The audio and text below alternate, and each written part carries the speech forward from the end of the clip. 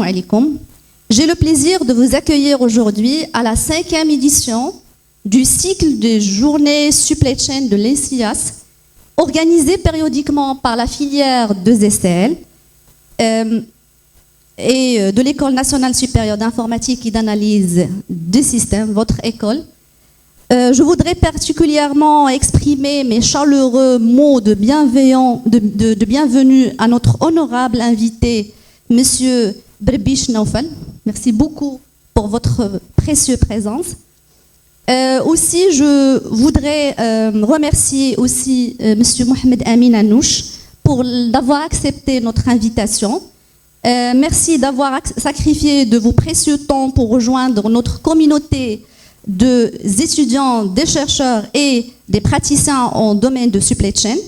En effet, cette journée s'inscrit dans un processus continu visant à approfondir les connaissances des étudiants en domaine de supply chain et partager avec la communauté donc les retours d'expérience des acteurs de grande envergure en domaine de la logistique. Alors, au cours de ce séminaire, nous assistons à la présentation de Monsieur Berbiche.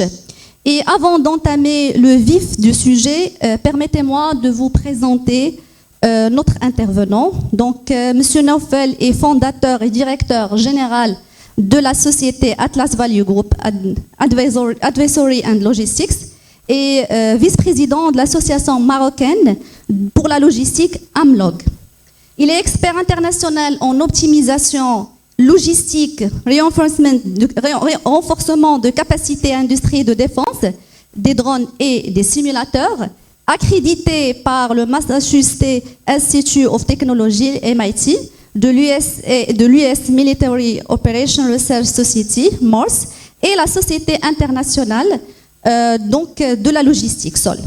Ex-colonel logisticien des phares, avec plus de 25 ans d'expérience et de direction de chaînes logistiques, commerciales, humanitaires et militaires, et de maintenance dans les secteurs industriels, sécuritaires, académiques et de grande distribution au niveau national et multinational. Il a participé à la planification et la gestion des approvisionnements et transport des vaccins anti-Covid, Covid 2019, et pendant le séisme de House, dans des conditions d'extrême.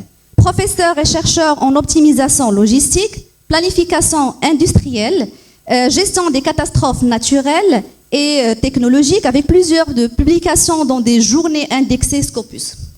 Monsieur Naufel Berbiche a reçu plusieurs médailles commémoratives marocaines et européennes de l'ONU et l'OTAN pour ses contributions logistiques aux opérations de maintien de paix et humanitaire en Bosnie et au Kosovo de 2002 à 2005. Lauréat de MIT aux États-Unis et de l'Académie royale de Meknès et de l'Université Mohammed V de Rabat, il est actuellement doctorant en recherche opérationnelle à l'IM.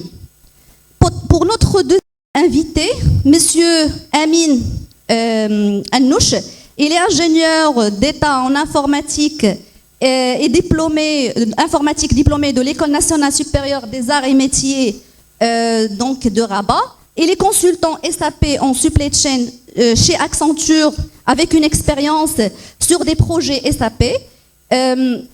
Dans le domaine ou bien dans les secteurs de l'immobilier, de la logistique, frigorifique et actuellement dans l'industrie pharmaceutique chez Sanofi. Mohamed est doctorant en supply chain management avec un intérêt pour les systèmes multi-agents appliqués à la supply chain. Cet événement professionnel est une occasion pour exposer les nouveaux défis de supply chain et aussi pour avoir un échange constructif entre tous les participants. Bienvenue et merci pour votre aimable présence. Voilà, merci. Merci Madame Ouzaïd. Et en fait, il faut vraiment applaudir ce genre d'initiative. Madame Ouzaïd, elle a pris en fait la peine d'organiser, d'appeler les speakers, etc. Donc c'est pas quelque chose de facile d'organiser ce genre d'événement. Donc il faut vraiment encourager ça.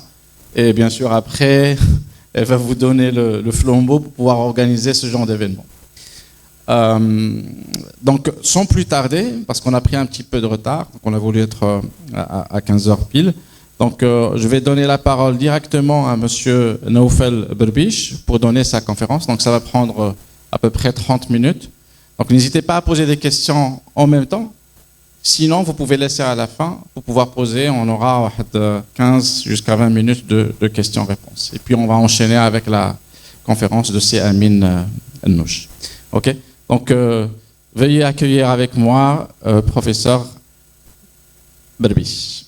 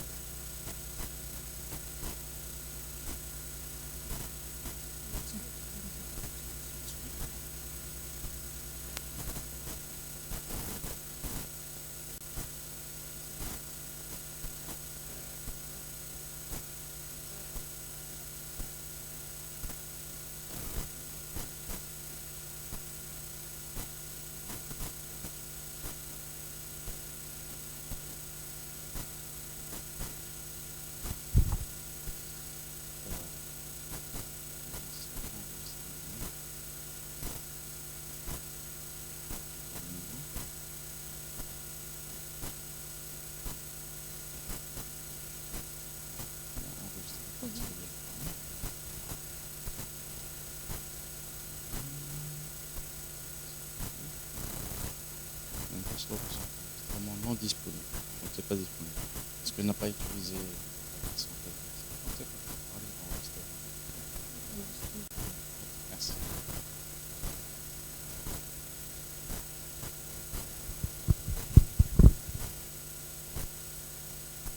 Donc juste le temps de faire la préparation de la présentation et on commence. Vous pouvez afficher le numéro ?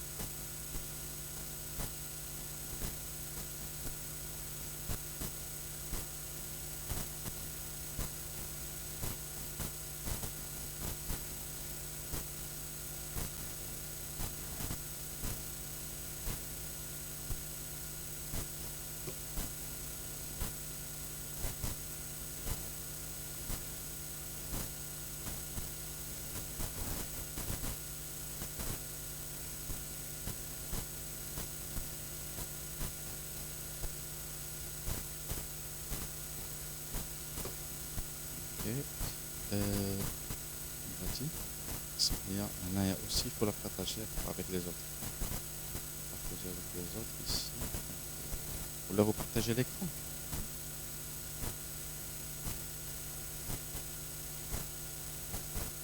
Partage tout. Arrêtez de partager.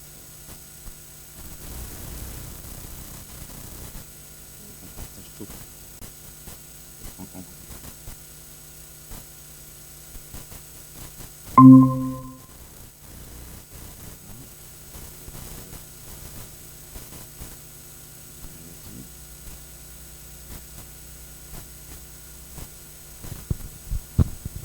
À vous la parole, c'est.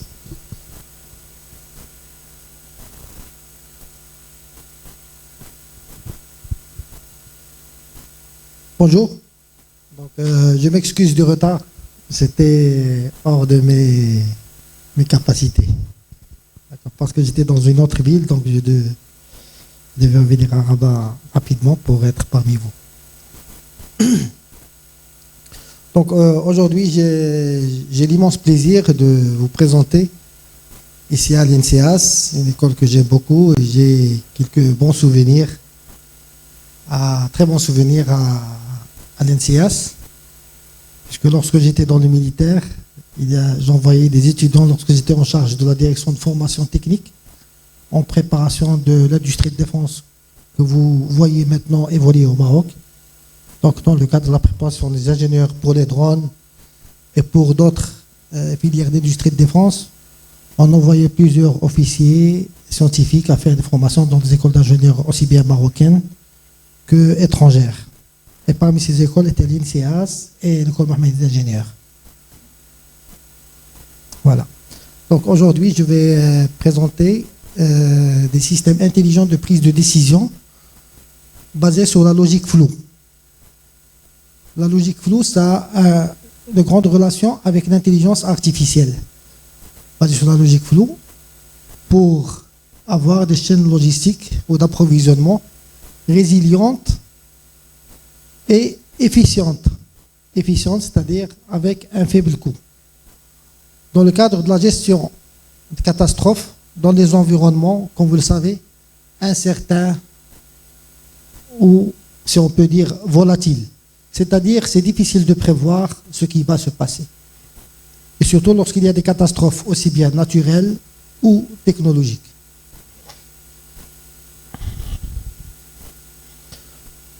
Donc, quand on dit catastrophe, ça ne veut pas dire, lorsqu'on dit catastrophe en général, on renvoie directement à catastrophe naturelle. Tremblement de terre, inondation ou bien tsunami.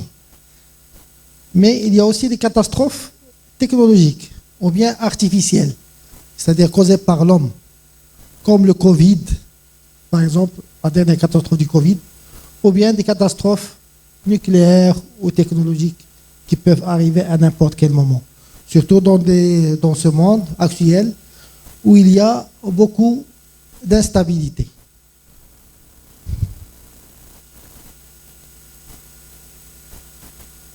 D'où l'intérêt pour la problématique qu'on va débattre aujourd'hui et le thème de système intelligent de décision dans un environnement instable.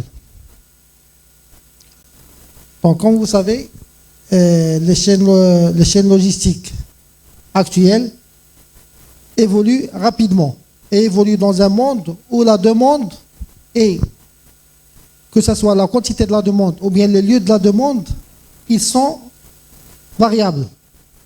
Donc, le lieu de la demande, il se mobilise, ou bien il y a une grande différence de demande sur deux entités ou bien trois entités de même taille, mais ils ont des demandes différentes. Ça dépend du contexte où ils se trouvent. Quand on dit contexte, on dit, c'est pas seulement l'espace, c'est l'espace, le temps et tout ce qui est facteurs internes et externes. Il y a aussi la mise en évidence des limites des modèles classiques de planification. Comme vous savez, il y a les méthodes classiques de planification. Par exemple, lorsqu'il y avait les approvisionnements, il y avait quelle est la quantité optimale des approvisionnements. On a des formules bien définies, on les applique et c'est tout. Mais maintenant, on vit dans un environnement ou bien dans situations qui sont variables à la seconde ou bien à la minute près. Donc, on ne peut pas appliquer seulement une fonction pour avoir quelle est la quantité exacte. Mais on doit appliquer quelle est la meilleure fonction, la plus adaptée à l'instant T. Donc, pour chaque situation, il y a plusieurs fonctions qui peuvent être appliquées, mais lorsqu'on combine les différents facteurs, on trouve quelle est la meilleure formule qui va nous donner l'optimal, ou bien qui va nous donner la valeur qui est la plus proche de l'optimum. Parmi ces méthodes, bien sûr, il y a l'intelligence artificielle, mais avant d'arriver à l'intelligence artificielle, on est passé par plusieurs étapes. Parmi les étapes, c'est les réseaux de neurones, ou bien la logique floue. La logique floue, on va la voir par la suite. Je ne sais pas s'il y a des étudiants entre vous qui connaissent à peu près c'est quoi la logique floue.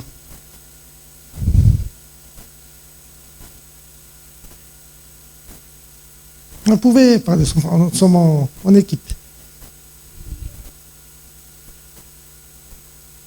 La fusification. Falsifications, yes. Yes. En anglais, c'est falsifications. Et en français, c'est la fusification. C'est-à-dire, on va voir après, dans les prochains slides, il n'y a pas de 0 ou 1, comme l'informatique du début, au début de l'informatique. On a 0, entre 0 et 1, il y a 0, 0,3, 0,5. On n'a pas blanc ou noir. On a le blanc, blanc à peu près qui tend vers le noir qui tend vers le blanc, et ensuite on a le noir. Donc pour chaque situation, on a 4 sous-situations. Et on prédit, par exemple, si on a entre 0 et 1, on a 0, 0,25, 0,25 et 0,50, 0,50 à 0,75% de probabilité, 0,75 à 100%. Donc chaque cadran, il y a une importance. Il y a une pondération pour chaque cadran. Donc, dans la logique floue aussi, il y a plusieurs tendances, ou bien plusieurs scientifiques, donc plusieurs méthodes. On va nous intéresser surtout à une méthode, c'est-à-dire la méthode la plus classique de la logique floue, pour que vous facilitez la compréhension de ce modèle. Donc, comme vous voyez dans l'actualité mondiale, on est dans un environnement vraiment volatile. D'où l'intérêt pour avoir une logistique ou bien des chaînes d'approvisionnement résilientes. Les logisticiens de demain que vous êtes, c'est très important de vous intéresser au système logistique évolutif, c'est-à-dire qui s'adapte en fonction de l'évolution des situations. Parmi les grandes perturbations qui existent et qui peuvent exister encore, pourquoi j'ai évoqué le cas du Covid-19? Parce qu'il y a d'autres virus qui pourraient apparaître. Et c'est presque à plus de 90% que ça va apparaître. À travers l'analyse des différentes évolutions des statistiques, des chercheurs à l'OMS, il y a maintenant l'hantavirus qui commence à apparaître. Peut-être que c'est le virus qui va venir prochainement, ou bien un autre hantavirus sous une autre forme qui va apparaître. Et pour vous donner une relativité par rapport à la gravité de l'hantavirus, pour le Covid-19, pour chaque 100 cas, un patient meurt. Pour l'hantavirus, pour chaque 100 cas, plus de 35 meurent. Entre 35 et 40% meurent. Oui. Oui. Non. Ben, le Maroc, il n'est pas encore touché. Il y a seulement des cas minimes dans le monde entier jusqu'à présent. Mais ça commence à se disséminer petit à petit. Oui. Donc, il y a la hausse des risques géopolitiques et énergétiques. Les risques géopolitiques, c'est comme ce que ça se passe en Ukraine. Et énergétiques, comme ce que ça se passe dernièrement dans le Golfe. Pourquoi j'évoque ces risques? Parce qu'ils ont une dimension mondiale, globale. Par exemple, pour la crise qui secoue, par exemple, maintenant le Golfe, on a des crises d'approvisionnement dans le sulfure pour la fabrication des fertilisants. Donc il y a des chaînes industrielles nationales de plusieurs pays qui sont handicapées à cause du blocus du détroit d'Ormuz.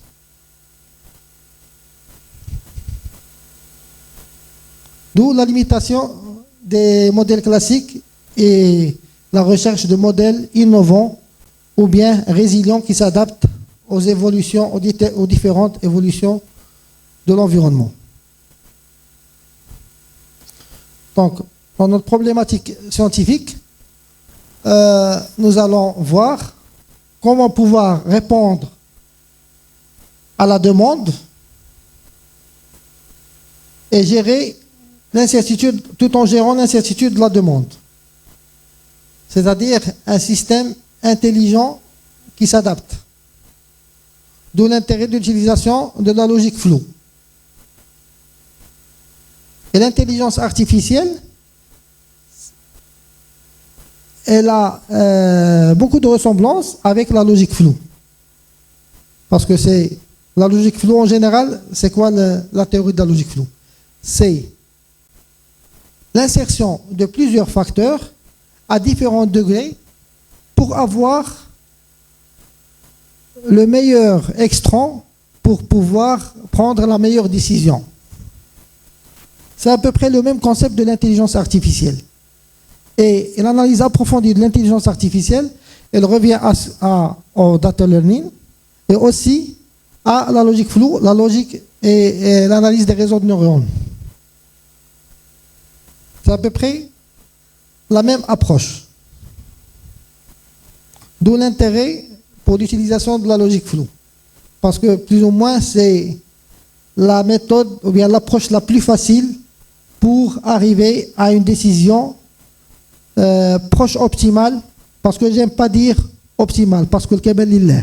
Bon, bien sûr, dans le sens exact, il y a l'optimum, mais en général, avec les moyens, s'il n'y a pas de chiffre exact, on arrive au proche optimal, ou bien presque optimal, et optimal dans le sens exact.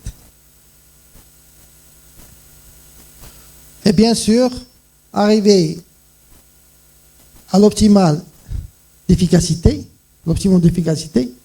mais avec efficience. Maintenant, dans l'engagement dans plusieurs politiques publiques, ou bien dans n'importe quel grand projet, on étudie aussi le coût. Et s'il n'y a pas le budget nécessaire pour réaliser le projet qu'on planifie de faire, on ne pourra pas le faire. D'où l'importance, avec la limitation des ressources, il est obligatoire de penser aussi bien résilience, c'est-à-dire efficacité, et efficience. Donc nous allons voir comment on va développer un système intelligent d'aide à la décision en utilisant la logique floue de Mamdani que je vais vous montrer là tout de suite dans les prochains slides, que vous pouvez appliquer dans n'importe quel dans plusieurs types d'industries, que ce soit l'industrie automobile, la gestion de catastrophes, ou bien dans l'approvisionnement, par exemple. Ce système, il a été appliqué aussi dans le calcul des quantités d'approvisionnement des puces électroniques. Surtout pour la rupture, éviter la rupture des stocks en négatif et éviter les surstocks. Comment trouver la meilleure moyenne entre les deux? Donc, cette logique floue, elle a été initiée pour la première fois en 1965 par le scientifique Lotfi Zadeh. Lotfi Zadeh, il avait introduit la théorie des possibilités. Ensuite, en 1974, il y a Mamdani qui a évolué cette méthode à travers l'introduction de if then. Si on a ça, donc on aura ça. Et une fois qu'il a introduit le if then, il a fait la conjonction de facteurs. Il a introduit la conjonction. Monsieur Zadeh, il a introduit seulement, il a éliminé la nuance entre le 0 et le 1. C'est-à-dire, il y a plusieurs degrés. Il n'y a pas une seule vérité. Il y a plusieurs degrés de vérité. Et il y avait, à partir de ce moment-là, il y avait même une révolution dans les sciences informatiques. Parce que, comme vous savez, au début de l'informatique, il y avait seulement le 0 et le 1. C'est-à-dire soit oui ou non. Et à partir de ce moment-là, ils ont traduit plusieurs degrés de vérité. Donc ça a complexifié un petit peu le réseau. D'où la création de réseaux comme des toiles d'araignée. Donc, pour les modèles flous, il y a plusieurs modèles, mais le même modèle Mamdani, c'est celui qui est le plus facile à appliquer. C'est pour ça que je l'ai choisi.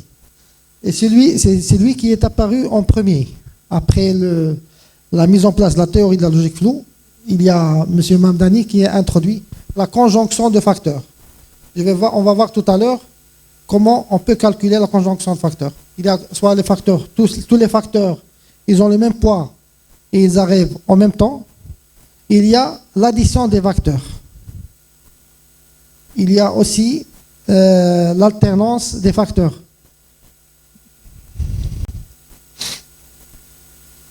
Et quand ces méthodes sont étendues, il y a l'extension de l'intelligence artificielle. Et comme je vous ai dit tout à l'heure, ces méthodes de logique floue sont maintenant appliquées dans plusieurs domaines. En particulier, la méthode de Mamdani, elle est appliquée dans les domaines industriels, automobiles et de gestion de catastrophes et même militaires. Et comme je dis, ces cas d'application, c'est des cas d'application concrets. C'est-à-dire, il y a des cas pratiques qui ont été réalisés, des études de cas, et ensuite ça a été appliqué sur le terrain. Donc voilà, lorsque je vous ai dit tout à l'heure qu'on va voir par la suite dans le slide comment ça se fait que 0, 1 est le degré de vérité. Donc si vous voyez en haut, il y a le premier cadran à gauche où il y a le blanc et le noir. Alors que le cadran qui est à côté, il y a différents degrés de noirceur. Donc il y a des degrés de vérité et c'est la meilleure représentation du réel. Dans la société, vous ne voyez pas si quelqu'un est-ce qu'il est bon ou bien il n'est pas bon. En général, il n'y a pas quelqu'un qui n'est pas bon et rien n'est bon chez lui. On trouve quelque chose qui sont bonnes et quelque chose qui sont mauvaises. Donc c'est ça l'approche. Donc les méthodes pour le calcul de l'appartenance.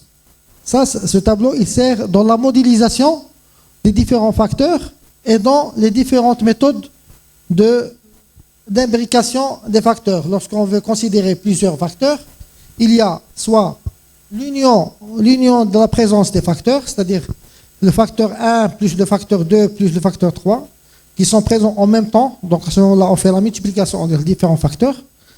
S'il y a des facteurs où sont alternatifs, parfois il y a un, parfois il y a le deuxième qui élimine l'autre. Il y a une autre formule. Il y a des formules de complément, ou bien de l'union, d'intersection. Dans notre cas, nous allons voir l'approche d'intersection. L'approche d'intersection, c'est-à-dire il y a plusieurs facteurs en même temps. C'est la caractéristique des situations d'urgence, ou bien des catastrophes, ou bien lorsqu'il y a des situations où il y a plusieurs facteurs qui rentrent en jeu, mais d'une manière très variable et brutale. Par exemple, lorsqu'il y a un tremblement de terre, il y a plusieurs facteurs qui rentrent en jeu, mais rapidement. Et il faut réagir très rapidement. Donc c'est pour ça qu'il faut faire des priorités. C'est ce qu'on va voir dans l'intersection ou la conjonction de facteurs. On va trouver les différents facteurs qui rentrent en jeu. On va travailler surtout sur la demande. Les méthodes classiques, ils travaillent lorsqu'il y a une catastrophe qui arrive, ils partent seulement sur l'intensité de la demande. Combien de touchés dans chaque zone, et on va débloquer les quantités proportionnellement. Mais normalement, pour avoir une réaction résiliente et efficiente, il ne faut pas seulement prendre le facteur de l'intensité. Il faut aussi prendre d'autres facteurs en jeu. Le facteur de l'importance de la zone, de la population qu'on va servir, en fonction comment elle est touchée, la gravité de l'impact chez chaque zone. Ensuite, il y a l'importance du produit. Par exemple, pendant le Covid, qui peut me dire l'importance des 3 produits qu'on a? Les masques,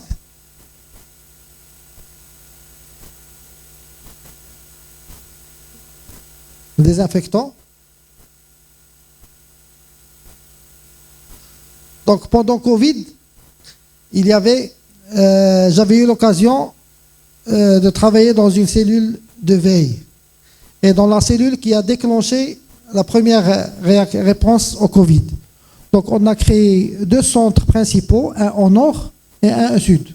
Un au nord à Nouassar, c'était les militaires qui étaient chargés de la gestion Covid au début.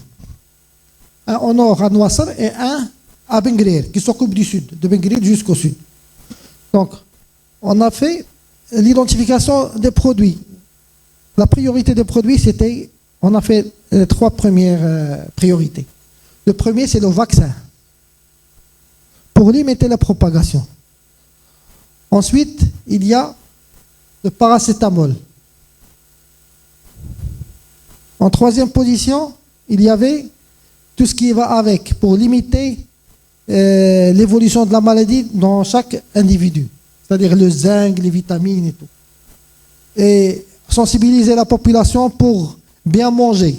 Par exemple, dans les villages, il y avait, comme on dit au Maroc, manger le bessara. Le bessara, c'était un grand protecteur contre les virus. Oui. Ensuite, il y a les masques. Le masque, c'est en 4e position. Voilà. Mais la priorité absolue, c'est le vaccin. Hein? Non, l'isolation, c'est automatique, bien sûr. Mais ça, on dit les facteurs, ce qu'on va stocker. Pour le stockage. Voilà. Les produits à stocker. Moi, je travaillais dans la cellule qui s'occupait des produits à stocker. Ensuite, on a fait une autre dimension d'étude. Il y a des zones qui n'étaient pas livrées. Donc on a obligé à toutes les grandes surfaces, tous les supermarchés et les grands magasins du secteur traditionnel, c'est-à-dire le RIAN, ou bien les grandes sociétés qui produisent les produits alimentaires de base, s'ils n'envoient pas, par exemple, leurs produits aussi bien... parce qu'on a vu qu'après le Covid, avec les problèmes de limitation de transport, il y a seulement les grandes villes qui étaient alimentées. Et les villages et les zones éloignées n'étaient plus alimentées. Donc, on a fait des points de contrôle pour contrôler. Il faut que leurs produits passent aussi par les villes et villages éloignés pour qu'ils peuvent continuer à livrer les grandes surfaces et les RIAN, c'est-à-dire les grands magasins du secteur traditionnel. Comme ça, vous savez, dans la grande distribution, il y a le secteur moderne. À chaque fois, j'essaie d'introduire une idée pour vous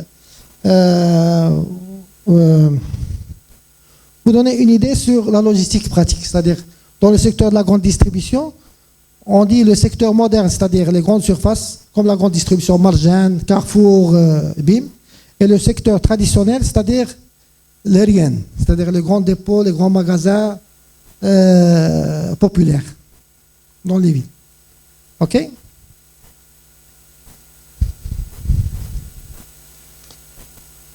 Il y a aussi donc une meilleure représentation du réel et la gestion des informations imprécises. Donc, la logique floue, elle permet surtout la gestion des données imprécises. On introduit des données imprécises dans le système de logique floue pour qu'on ait des informations précises après.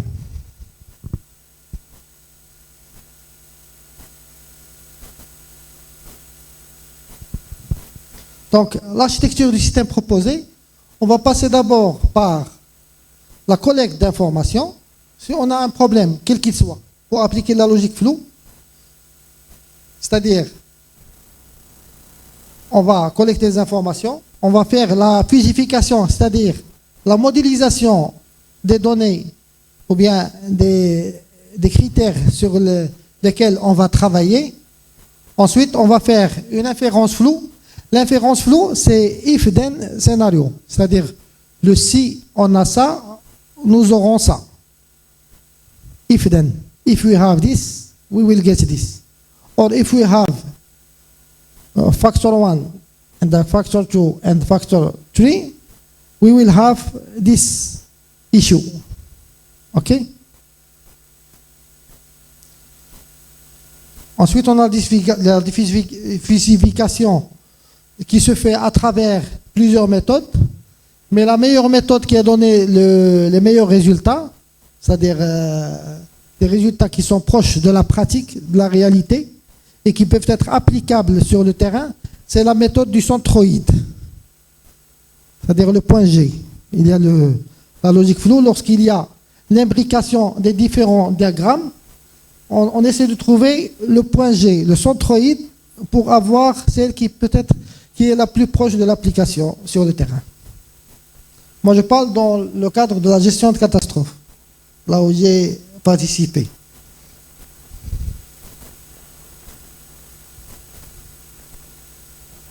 Oui.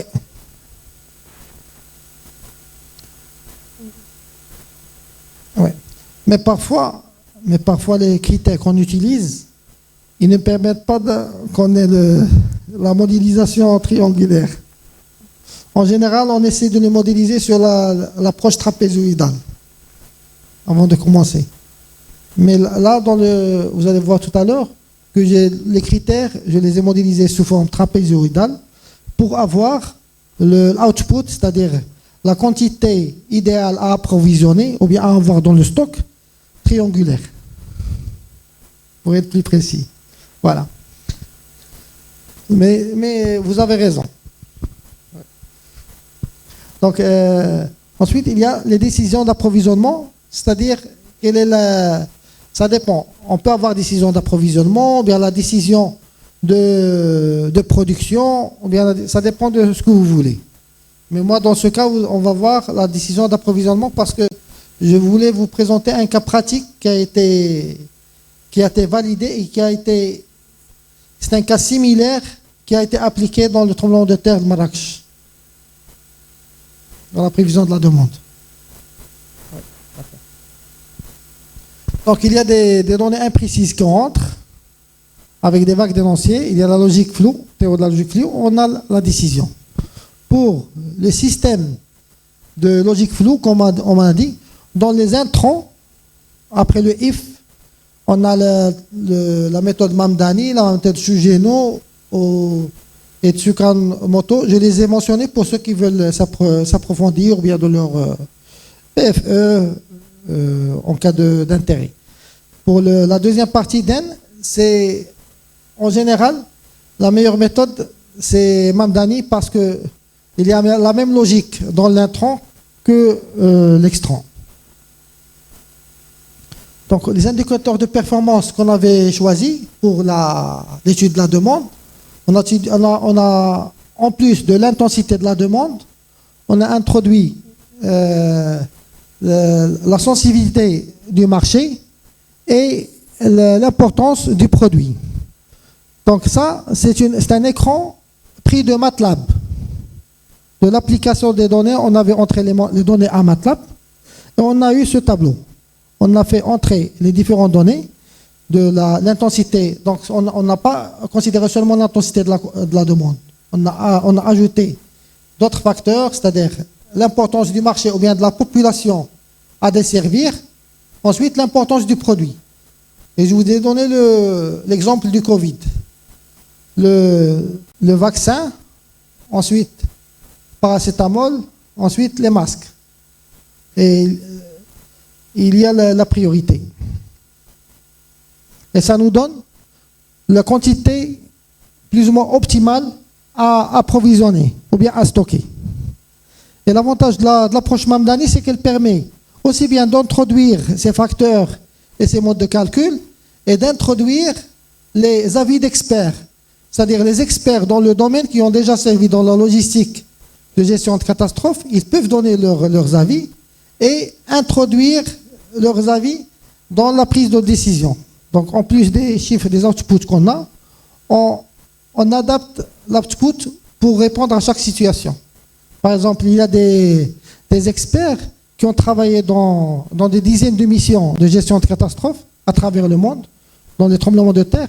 Donc ils vous disent, dans la majorité des cas, on multiplie ce qu'on a obtenu par 1,15 ou bien 1 pour éviter la pénurie. Parce qu'on n'a pas le droit de ne pas avoir un stock minimal de sécurité au vaccin Covid.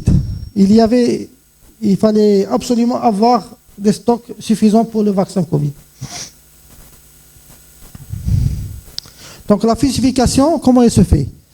Elle se fait à travers, il y a des données de base qu'on a. Une fois qu'on a les données de base, on fait les règles à respecter. C'est-à-dire, les règles à respecter, c'est le if-then scénario. C'est-à-dire, si on a ça, plus ça, donc on va avoir ça. Et celui qui donne ce if-then scénario, c'est les experts. Donc là, le côté calcul, c'est les formules mathématiques qu'on introduit à MATLAB. Si on a moins, par exemple, lorsqu'on a par exemple 80 de blessés dans un village, ou bien 80 de blessés dans un village, on aura 40 qui auront besoin de, par exemple, on a 3 articles qui auront besoin d'abord de l'article 1, tant d'article 2 et tant d'article 3. Dans la deuxième, donc on a dit une population de 80 personnes. Donc les 40 premiers, ils auront besoin de ces 3 articles. Ça différente à des niveaux différents. Le deuxième, par exemple, pour les 40 restants, il y a 30 qui auront besoin des mêmes 3 articles, mais de quantités différentes. Et il y a les 10 qui restent, ils auront des mêmes 3 articles, mais des quantités différentes. Donc ça permet une stratification de la demande dans un même point de demande. Lorsqu'on introduit les données, il y a d'abord la fusification, c'est-à-dire la modélisation des critères. Ensuite, nous avons la défusification à travers le if-then scénario et le centroïde. Le centroïde, c'est lorsqu'on traduit toutes les informations de modélisation à travers MATLAB. On nous donne le centre de gravité et on déduit la quantité optimale à stocker ou bien à livrer. Donc voilà la modélisation des différents facteurs qu'on a. Donc les 3 premiers, c'est-à-dire ceux qui sont en jaune, c'est les facteurs de la demande. On les a choisis tous trapézioïdales. Donc pour l'intensité de la demande, il y a 4 niveaux. Il y a low, medium, high, extreme. Pour l'intensité ou bien la sensibilité de marché, c'est-à-dire l'importance du marché, on a 3 niveaux, normal, avantagé et stratégique. Ou bien par exemple, la population qui est touchée, gravement touchée, elle est stratégique. Donc il faut la livrer en premier. La population qui est un petit peu touchée, on va la livrer, mais on va la livrer juste après la première. Et la population qui est moins touchée, elle va avoir les livraisons, mais pas de la même quantité que celle qui est dévastée. Mais l'inconvénient, par exemple, de la logistique de catastrophe, c'est que toutes les populations doivent être satisfaites. Bien qu'elle peut être satisfaite à des degrés différents, mais toutes doivent être satisfaites. C'est ce qui la différencie de la logistique commerciale. par exemple, il y a 100 clients, ça se peut qu'il y ait 3 clients qui n'aient pas de stock. Mais lorsqu'il y a une catastrophe, tout le monde doit être servi, mais à des degrés différents. Prochainement, je peux faire une autre conférence sur ça, parce que la logistique d'urgence, elle est différente de la logistique commerciale. Ensuite, lorsqu'on a ces 3 facteurs, on a le output. L'output, c'est le efficient supply, c'est-à-dire ce qui est en bleu. C'est la logistique, c'est la quantité à approvisionner.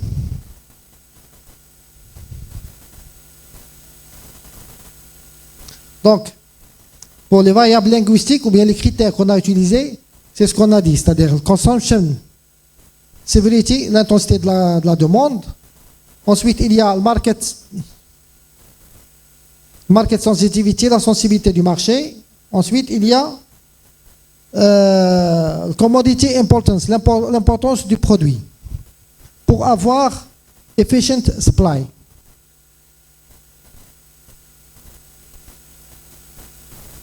Donc voilà, puisqu'on a la conjonction de facteurs, donc on fait la multiplication. Et lorsqu'on multiplie, on obtient la multiplication. Ça, ce n'est pas des 3 quantités, c'est-à-dire 3 pourcentages de quantité. C'est ce qui nous donne, par exemple, on a un plancher de 100% ou bien 115. Donc, à quel degré de satisfaction ils doivent être satisfaits? C'est pour ça qu'il y a la multiplication de 3 pourcentages. Donc, dans ce modèle, on a eu 36 règles d'inférence.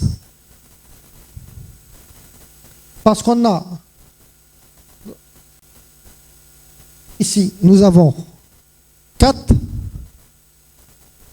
Dans le premier critère, nous avons 4 possibilités. Le deuxième critère, nous avons 3. Le troisième critère, nous avons 3.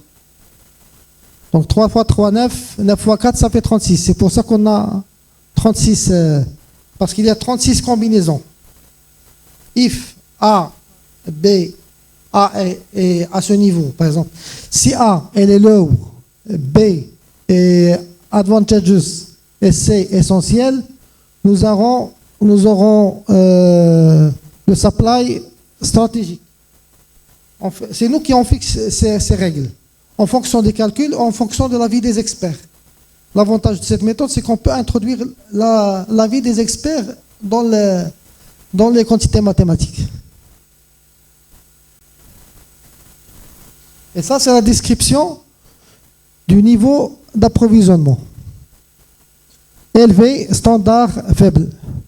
Normal, advantageous, stratégique.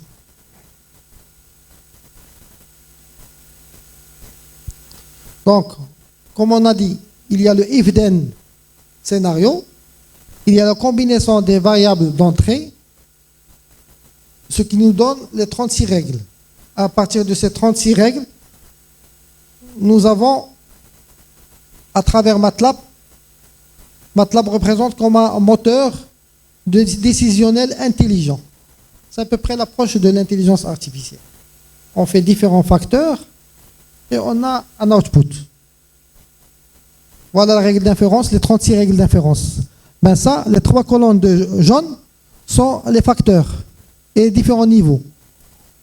Par exemple, dans la situation 1, il y a la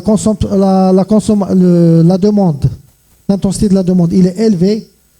L'importance du marché, ou bien la sensibilité du marché, elle est élevée. Et l'importance du produit est élevée. Donc on a un niveau élevé d'approvisionnement. D'accord? Et dans chaque situation, il y a une combinaison des facteurs. Et ça nous donne quel est le meilleur point G, ou bien le meilleur point centroïde qui est optimal pour chaque situation. En fonction de chaque situation, il y a l'imbrication des différents diagrammes et ça nous donne, on doit calculer le point central.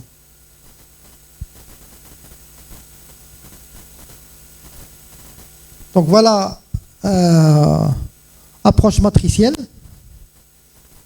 Voilà, lorsqu'il y a la matrice des facteurs et ça nous donne la matrice de quantité optimale d'approvisionnement pour chaque situation. Ok, j'ai presque terminé. Voilà. En fonction des règles. Et ça donne des recommandations exploitables, c'est-à-dire praticables sur le terrain.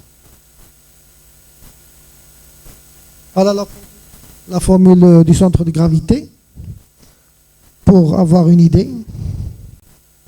Ça, le diagramme, c'est l'interconnexion ou bien l'imbrication des différents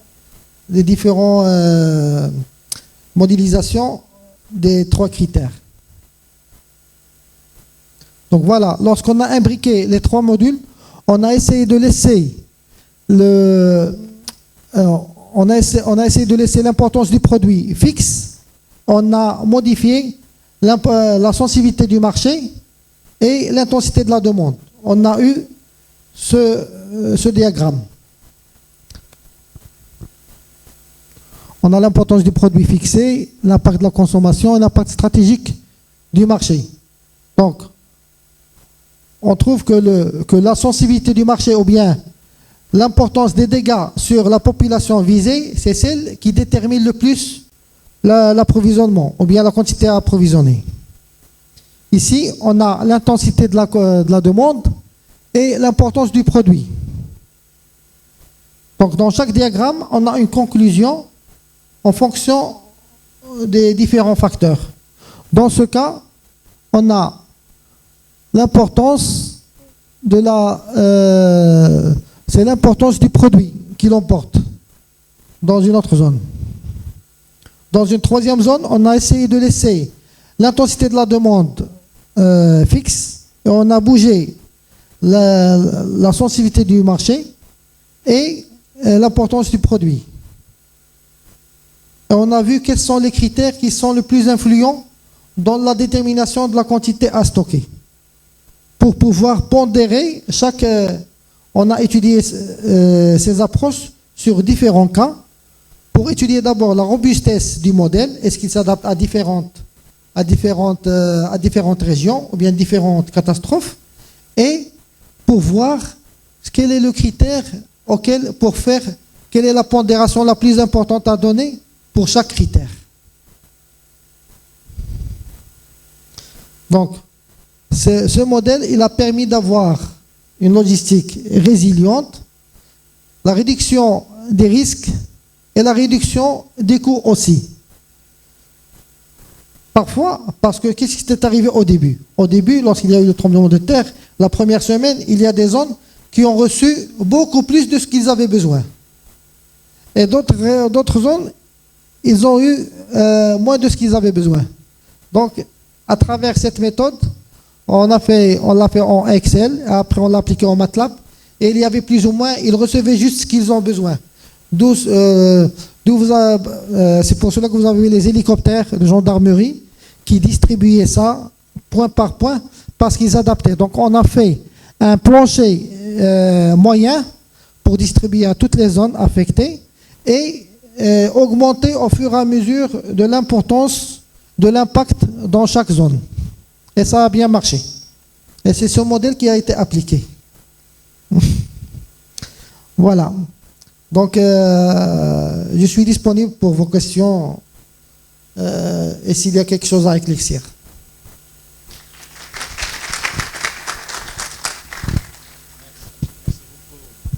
C'est Naoufal Berbiche pour cette présentation où j'ai appris beaucoup de choses, moi qui n'ai pas expert en logistique.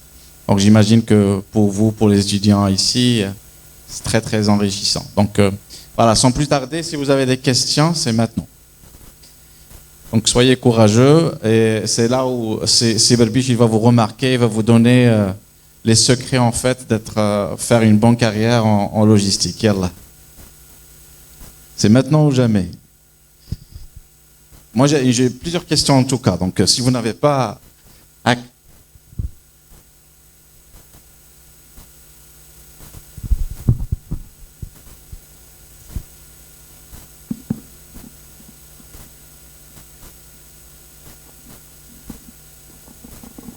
Bonjour. Tout d'abord, je tiens à remercier Madame Ouzaid d'avoir organisé cette 5e édition de la journée de la supply chain au sein de l'INSIAS pour nous les étudiants. Et je tiens à vous remercier également Monsieur Berbiche pour votre intervention enrichissante et le partage de votre expertise avec nous. J'ai une toute petite question si vous le permettez. Est-ce qu'aujourd'hui au Maroc, et avec ce développement, est-ce qu'il existe des secteurs ou des domaines qui exploitent la logique floue pour arriver à prendre des décisions efficaces? Merci. L'application de la logique floue, elle est appliquée dans 3 domaines principaux, en général. Mais maintenant, elle est utilisée aussi dans les algorithmes de drone. Enfin, dans les algorithmes de drone, au Maroc, il y a juste un commencement pour les algorithmes de drone. Mais je sais qu'en Azerbaïdjan, j'ai un collègue qui applique et je viens de le connecter avec un camarade marocain qui travaille sur les drones, la programmation des drones. Ils introduisent la logique floue dans l'évitement des obstacles naturels, des obstacles fixes, en vue de les appliquer aussi dans l'évitement des obstacles mobiles. Mais sur les obstacles fixes, ça a donné de très bons résultats et ça commence à être benchmarké par une solution qui travaille dans les drones au Maroc. Je ne peux pas dire le nom parce que c'est un peu encore confidentiel, c'est plus ou moins semi-public, donc voilà, mais c'est appliqué dans les algorithmes de drones. Ça peut être aussi, il a été appliqué dans la gestion de catastrophes. Ça, c'est sûr. Donc, ça donne de très bons résultats. Ça ne donne pas le meilleur résultat ou bien l'optimum. Comme j'ai dit tout à l'heure, j'aime pas dire l'optimum, parce que le Kemal, il l'est, mais en sciences exactes, on peut dire l'optimal. Ceci dit, c'est l'approche qui a été la plus efficace par rapport à d'autres méthodes antérieures. Voilà. Dans la réponse aux besoins des sinistrés de catastrophes. Merci. Est-ce qu'il y a d'autres questions? Allez-y, yallah. C'est qui? C'est là. Ah, pardon.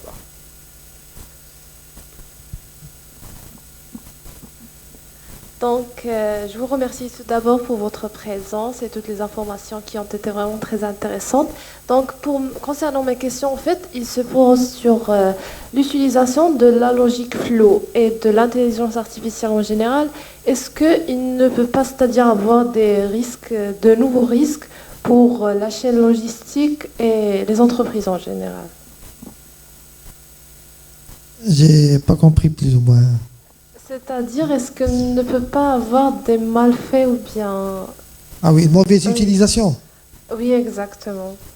Je ne pense pas parce que, d'une manière générale, c'est la conjonction des facteurs qui existent déjà dans chaque situation. Si vous voulez dire qu'il peut y avoir une mauvaise utilisation de la logique floue par des personnes malveillantes, c'est ça? Ou bien ne pas avoir de bons résultats? Peut-être, c'est-à-dire ne pas avoir de bons résultats si on ne sait pas comment l'utiliser, ou bien, c'est-à-dire, on sait en fin de compte, c'est-à-dire toute nouvelle technologie a des malfaits, donc si on ne fait pas vraiment attention à les malfaits, ou bien, c'est-à-dire les points négatifs de son utilisation, peut-être qu'on va tomber dans des solutions qui donnent, c'est-à-dire un revenu qui ne sera pas positif, mais plutôt négatif. Donc, si l'on a des points qu'on doit prendre en considération lors de l'utilisation de la logique floue ou bien de l'intelligence artificielle, quels seront ces points critiques qu'on doit vraiment, c'est-à-dire donner une grande importance à ces points-là? D'accord. Donc, j'ai compris maintenant, j'ai mieux précisé, cerné la question. Voilà. Donc, la phase la plus importante dans la logique floue en général, ou bien par exemple dans l'intelligence artificielle, dans le chat GPT, OpenAI ou bien Claude, ou bien... La chose la plus importante, c'est de savoir poser la bonne question. D'où l'intérêt d'apprendre la vérité de la parole. Et parce que la plus importante, on peut faire des miracles par l'intelligence artificielle. Si on sait comment poser la question et si on pose des prompts qui sont sur mesure de ce qu'on veut. Ou bien on peut donner un prompt général et faire la politique de l'entonnoir, la technique de l'entonnoir. On pose la question générale, on dit vous êtes ça et vous voulez faire ça. Je veux que vous faites la même chose. Ça. Ensuite, nous avons ce critère et ce critère limité entre ça et ça. Moi, je fais travailler sur ces 3 critères. Il va te donner un autre. C'est la logique flow, c'est la même chose. La phase la plus importante, c'est d'identifier les bons indicateurs. Parfois, j'ai eu l'occasion de conseiller des solutions, de conseiller des entreprises sur les tableaux de bord logistiques. Le cours de tableau de bord, il est facile à faire. On a les indicateurs, voilà les indicateurs à faire, voilà les tableaux Excel, on entre seulement les données, on a les informations et tout. Ils ont une multitude d'informations, une multitude de données. Mais je leur ai dit, une fois que je travaille, je commence avec une société pour l'encadrer, je lui ai dit, quels sont les indicateurs pertinents qui influencent le plus votre rendement? Il me donne plus de 40 indicateurs. Normalement, il faut qu'il y ait moins une dizaine d'indicateurs pour pouvoir... C'est bien d'avoir une multitude d'indicateurs et de résultats et d'analyses, mais il faut voir ceux qui influencent le plus le coût de production et ceux qui influencent... On trouve des sociétés qui produisent un produit, par exemple, à 2-3 dirhams. Et ils le distribuent à 1 dirham 80 ou bien 2 dirhams. Alors à quoi bon? Il vaut mieux l'acheter d'une autre société chinoise à 50 centimes et le distribuer à 2 dirhams que de le produire à 2 dirhams et distribuer à 2 dirhams. C'est ça le plus important, c'est d'identifier les indicateurs qui influencent le plus la décision, ou bien qui influencent le plus ce qu'on veut. Ensuite, une fois qu'on a les indicateurs qui influencent le plus la décision, il y a la deuxième chose la plus importante, c'est la modélisation de ces indicateurs. D'abord, on identifie les indicateurs pertinents, ensuite, on les modélise, comme a dit Madame Fatima tout à l'heure, Madame le professeur, la modélisation triangulaire, c'est la meilleure. On commence par celle-là. Mais si elle ne marche pas, ou bien sur le terrain, c'est difficile, il y a de grands élagages entre les différents degrés de vérité de chaque indicateur, on procède à la meilleure manière, c'est la trapézioïdale en répartie en 4 zones de vérité. C'est mieux qu'avoir seulement 1 ou 2 zones de vérité. Voilà. Merci. Est-ce qu'il y a une autre question? Bonjour monsieur, je vous remercie pour votre présence. Concernant ma question, je veux demander sur le fait de phasification.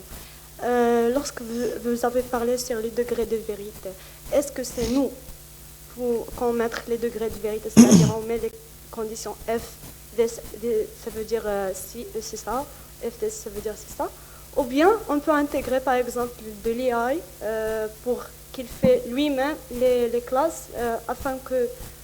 parce que nous, je ne pense pas qu'on peut, par exemple, dire pour un événement, par exemple, que ça sera 4 classes ou bien 3 classes. On va diviser, par exemple, sur les degrés de 1 à 10. On va faire de 1 jusqu'à 2. Ça sera cette classe de moins chère, par exemple. De 2 à 4, ça sera passable, par exemple. Est-ce que vous avez compris ma question? Oui. D'accord. Donc voilà, je vais vous donner un exemple.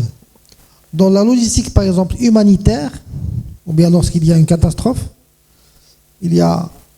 ou bien dans la logistique sécuritaire, lorsqu'il y a, par exemple, un conflit entre 2 pays, ou bien entre deux entités, quelles qu'elles soient. Il y a l'attrition taxique et l'attrition technique. c'est-à-dire l'intensité de la consommation, ou bien l'intensité de la demande. Là, qu'est-ce que ça veut dire? L'attrition technique, elle est exacte, c'est déterministe, c'est connu. Par exemple, après, lorsqu'il y a par exemple une catastrophe, il y a l'usure des engins utilisés dans des véhicules de transport. Par exemple, sur 500 véhicules, lorsqu'il y a un tremblement de terre, il y a 3 possibilités. Soit l'attrition technique élevée, qu'il y a plus de 15% du matériel engagé qui tombe en panne pendant la route, parce qu'il y a des espacements de terrain, il y a des roches qui sortent pointues, qui font les crevaisons et tout. Donc il immobilise les véhicules. C'est en fonction de l'immobilisation, par exemple, des véhicules qui distribuent, que ce soit la distribution d'approvisionnement ou bien l'évacuation des blessés. Le deuxième taux, c'est 25%. Par exemple, 100 véhicules qui sont engagés dans les zones touchées, il y a 25% des véhicules qui vont tomber en panne par usure technique, mais ce n'est pas usure de la population. Il va être pas ça. Il y a troisième cas de figure, très grave, c'est que plus de 40% des véhicules engagés vont tomber en panne, immobilisés. Donc ça, c'est l'attrition technique. Ça, c'est écrit, par exemple. Dans chaque type de catastrophe, ça dépend de l'intensité de la catastrophe, on a ces taux. Ça, c'est déterministe, c'est exact. Il y a l'attrition tactique. L'attrition tactique, ça dépend du terrain, ça dépend de la zone, ça dépend, est-ce qu'il y a des répliques qui vont revenir, est-ce qu'il y a des éléments malveillants, par exemple, est-ce qu'il y a des voleurs qui vont essayer d'attaquer les véhicules. Ce n'est pas à cause de la nature du terrain, c'est artificiel, ou bien c'est non contrôlé. Non contrôlé, par exemple, il y a des gens qui vont attaquer, et ça c'est arrivé.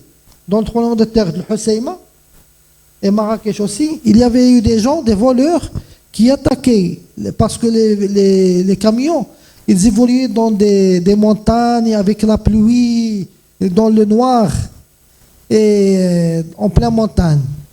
Il y a des groupes qui attaquaient avec des épées et tout, et ils volaient les approvisionnements. Donc ça, c'est pas de l'attrition technique, c'est l'attrition tactique ou bien artificielle, ou bien inattendue. Et ça, dans l'attrition, lorsqu'il y a une zone, par exemple, insécurisée, ou bien il y a une zone où il y a beaucoup de crimes qui arrivent, le taux de ces immobilisations, il est élevé. Lorsqu'il y a des zones où il y a la population, elle est calme, il n'y a pas de criminalité, il y a l'éclairage, il y a d'autres moyens, qui est le périmètre de sécurité qui est bien quadrillé. Il y a par exemple seulement 10% de risque d'immobilisation. En fonction de ça, ces grilles sont écrites. En plus de ces ratios, par exemple d'immobilisation, on a les avis d'experts. Les avis d'experts qui ont déjà participé dans la gestion de plusieurs catastrophes par le passé, ou bien on prend les statistiques qui étaient passées et on fait un benchmark pour améliorer ces segmentations de risques. Voilà. Et il y a des cas où il n'y a pas de taux qui sont déjà écrits. On passe par la révision des statistiques des 3 dernières opérations pour faire une moyenne. En tout cas, beaucoup d'expertise. Il faut beaucoup d'expertise pour pouvoir appliquer la GECFLOO. Non, il y a des experts qui peuvent apporter leurs apports. Mais même sans expertise, on peut approcher là. Je veux dire l'expertise de la personne qui fait, mais l'expertise des experts pour avoir leurs avis. Voilà. C'est parce que ça aide à la décision. Exactement. Donc c'est différent de l'approche data. Donc l'IA aujourd'hui, il se contente d'avoir beaucoup de data pour pouvoir faire des décisions. Là, c'est plus des formules mathématiques, plus l'avis des experts qui sont modélisés. Oui. Bien, la data est améliorée par l'avis d'experts. Parce que même dans l'intelligence artificielle, si on ne pose pas la bonne question, on n'aura pas la réponse qu'il faut avoir.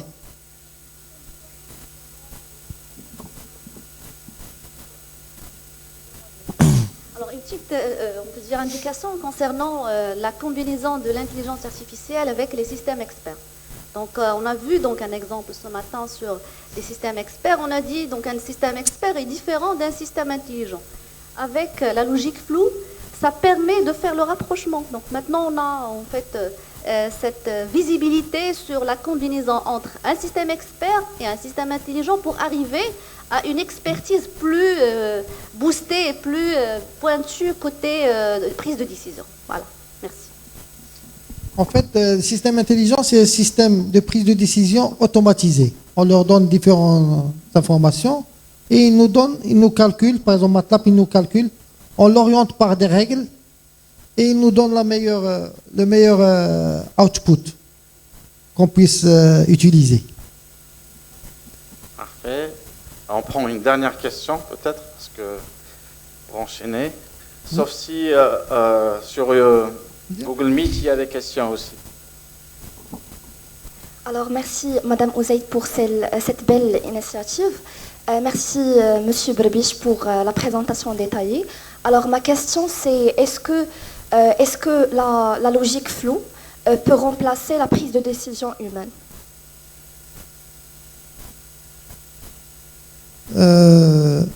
Elle peut...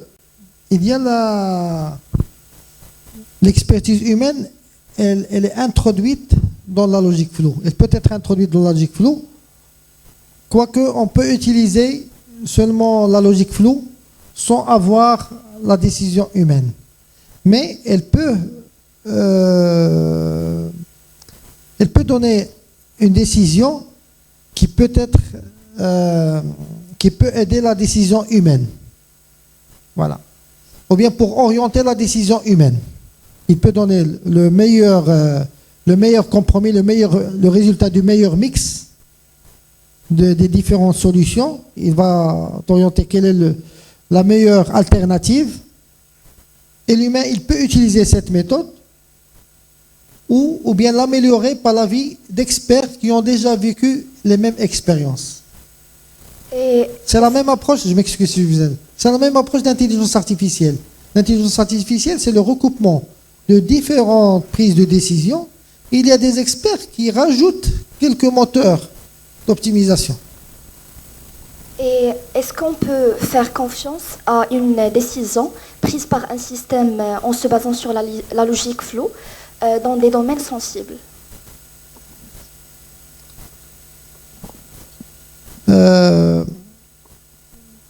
Oui, je pense que oui. Parce que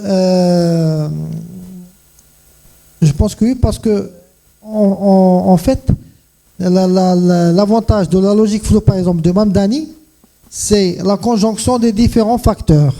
Mais, ceci dit, le risque zéro n'existe pas. Parce qu'on peut négliger un facteur qui pourrait être déterminant, ou bien qui peut influencer la décision, et on n'y a pas pensé. Mais en général, la logique floue, elle prend en considération les facteurs qui influencent, ou bien qui ont le plus influencé la décision dans des problèmes qui sont arrivés, des problèmes similaires qui sont arrivés auparavant. D'accord? Mais le risque zéro n'existe pas. Il peut y avoir un facteur qui va agir, qui va influencer le résultat auquel on n'en a pas passé. D'où l'utilité de l'analyse de sensibilité et l'analyse de la robustesse en optimisation ou bien en recherche opérationnelle en général. C'est pour ça que pour vous, en tant qu'étudiant dans la logistique et la supply chain, il faut toujours essayer de trouver. C'est bien d'avoir les différents indicateurs et apprendre comment calculer les différents indicateurs et les différents facteurs qui influencent le plus les décisions. Mais il faut savoir dénicher quels sont ceux qui influencent le plus la décision, et c'est ceux-là qu'on appelle indicateurs pertinents. Parfait. Merci beaucoup, professeur Berbiche, Naufel, pour cette présentation et toutes ces explications. Donc, on applaudit encore professeur Berbiche. Et on passe à la présentation suivante, qui est de Amin Ennouch. Donc, merci. Okay. Donc, merci beaucoup. J'étais ravi de présenter devant vous. Je vous remercie pour vos questions pertinentes et intéressantes. Ça me fait plaisir de répondre aux questions et de votre intérêt.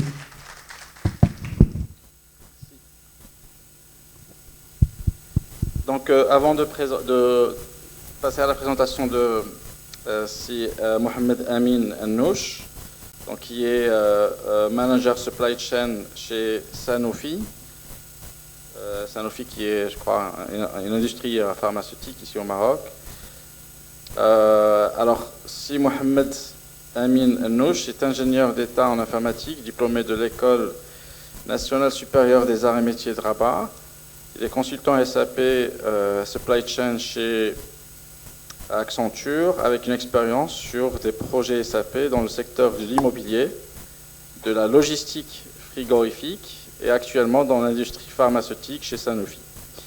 Alors Mohamed est doctorant en Supply Chain Management avec un intérêt pour les systèmes multi-agents appliqués à la supply chain. Donc, c'est Mohamed Ennouch, vous êtes avec nous? Bonjour. Oui, est-ce que vous m'entendez bien? Oui, on vous entend. Donc, on attend juste votre présentation. Ok, là, je vais partager mon écran.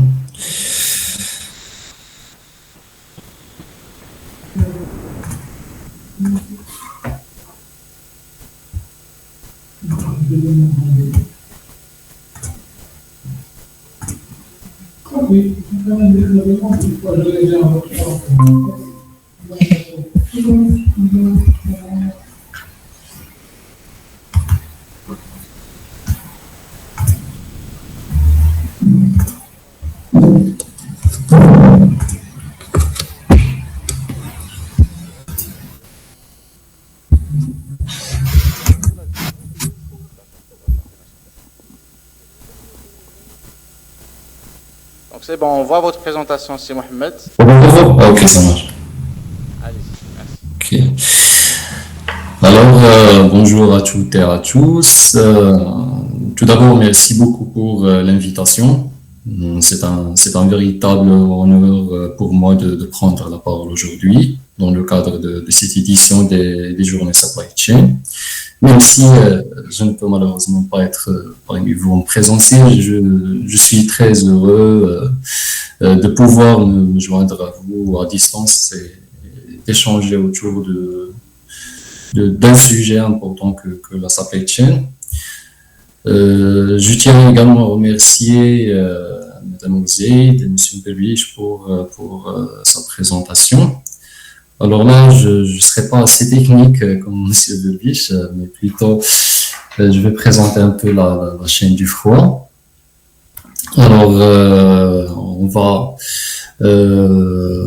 voir la chaîne de froid via une progression simple, à partir de la chaîne de la supply chain classique, comprendre ce qui change lorsqu'on parle de chaîne du froid, puis analyser les enjeux actuels liés à la qualité, la traçabilité, les risques de la digitalisation. Et l'objectif est de montrer que la chaîne du froid n'est pas seulement une question logistique, mais un système critique qui conditionne la sécurité et la fiabilité des produits sensibles.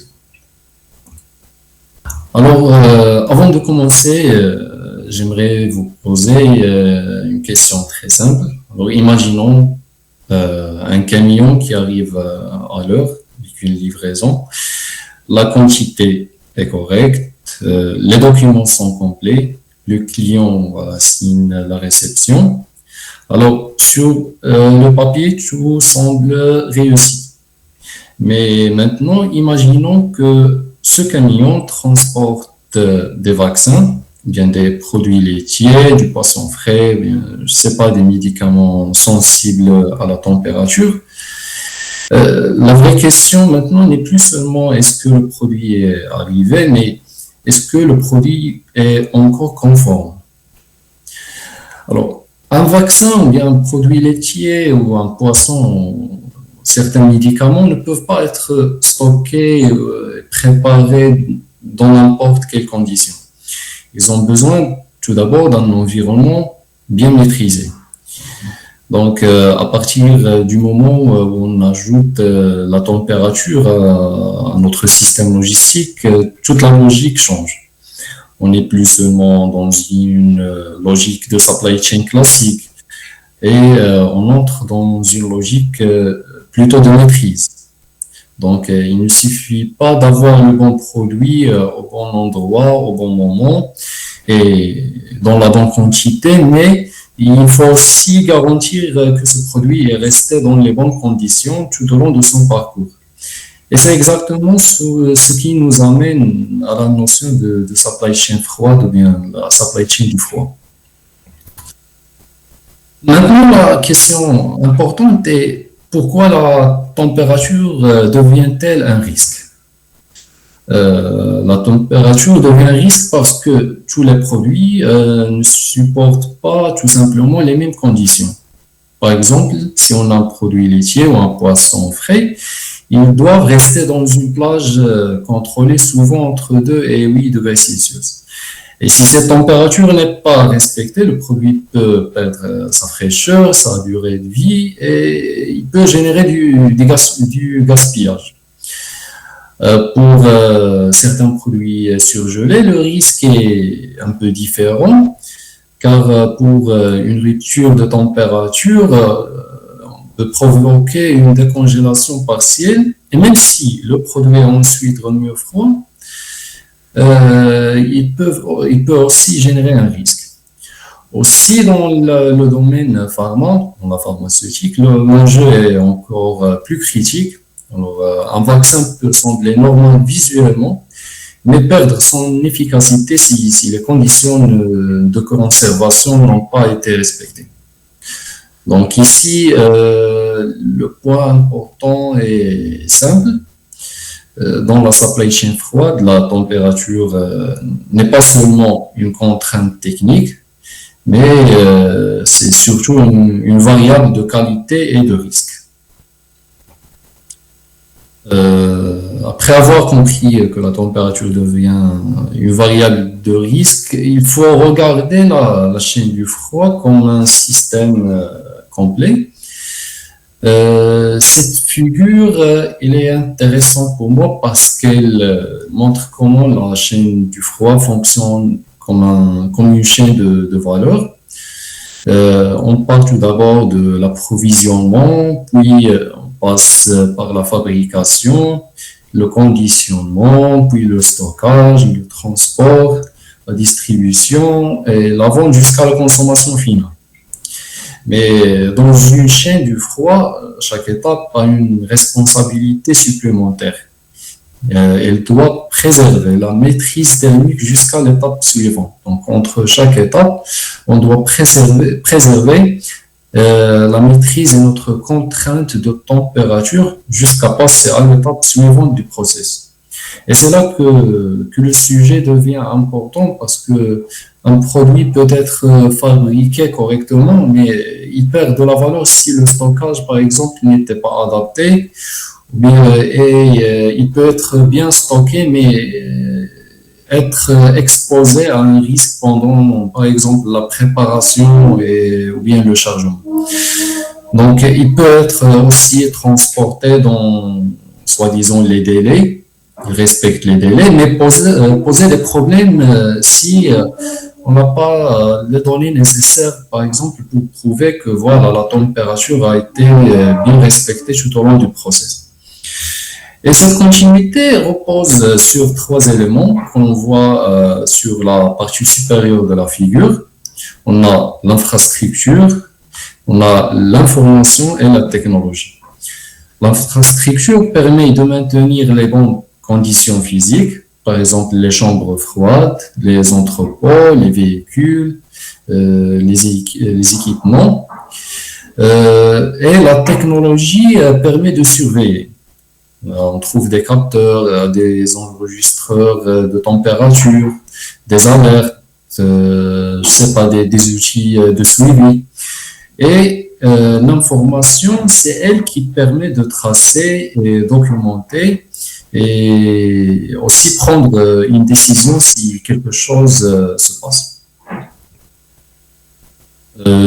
Pour rendre cette idée plus concrète, on prend le cas de l'industrie pharmaceutique. Par exemple, on a sur cette figure, on voit le parcours d'un vaccin, d'un produit pharmaceutique sensible, depuis le fabricant jusqu'au patient. Alors là, on a le produit peut passer par un transport, que ce soit aérien, maritime, et un stockage primaire, des véhicules réfrigérés ou isolés, des dépôts régionaux, des centres de santé, puis finalement un site d'administration. À première vue, on peut voir une succession d'étapes logistiques, mais en réalité, à chaque transfert, il y a une question critique. Est-ce que le produit reste dans la bonne plage de température tout au long du process? Alors, comme on a déjà mentionné, on a des produits qui ont une plage qui peut être entre 2 à 8 degrés Celsius. Pour d'autres, peut-être autour du moins 15 jusqu'à moins 25. Et pour certains produits, surtout les produits biologiques qui sont très sensibles, ils peuvent être encore plus basses. Et voilà, ce qui rend le cas pharmaceutique particulièrement un cas exigeant, d'une industrie exigeante. Et c'est que la non-conformité n'est pas toujours visible tout au long du processus. Alors, on peut avoir une boîte qui peut arriver intacte. Le produit peut avoir une apparence soi-disant normale. La quantité peut être correcte, les documents, tout est présent. Mais voilà, une excursion soi-disant de la température a eu lieu, le produit peut avoir perdu une partie de son efficacité. Et dans ce cas, on ne peut pas simplement dire le produit, voilà, il est arrivé, donc tout va bien. Il faut analyser les données, vérifier voilà, l'historique de la température. Excusez-moi. L'historique de la température, et il faut voilà, décider est-ce que le lot peut être accepté ou bien bloqué, ou bien investigué ou même rejeté dans certains cas, et c'est ce qu'on appelle le scrapping. Et pour cela, le cas pharmaceutique illustre très bien le thème de cette présentation, de cette journée de supply chain. C'est là où on voit vraiment la performance logistique et on voit vraiment comment il faut maîtriser le risque. Donc la performance, c'est tout simplement faire arriver le produit au bon endroit dans les délais respectés. La qualité, c'est plutôt préserver son efficacité, préserver aussi sa conformité. Et finalement, la maîtrise du risque, c'est être capable de détecter toute anomalie, de documenter, de prendre les bonnes décisions au bon moment. Donc, c'est à travers cet exemple, ou bien à travers ce slide de l'industrie pharmaceutique, on peut comprendre un peu voilà, que leur chaîne du froid n'est pas seulement un flux physique, mais un flux maîtrisé, surveillé et plutôt documenté jusqu'au patient.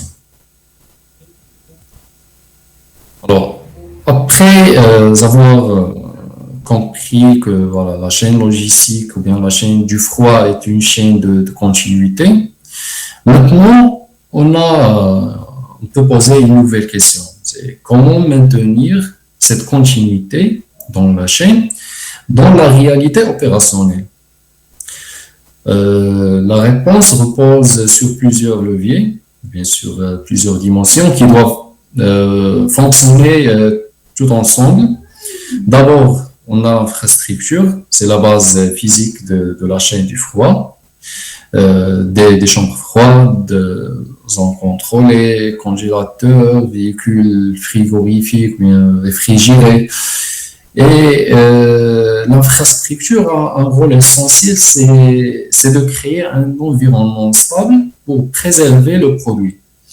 Mais elle doit être fiable. Par exemple, une chambre froide ou bien un camion frigorifique ne suffit pas s'il n'y a pas un contrôle, ou bien une maintenance, ou bien des solutions dans les cas où on a des pannes.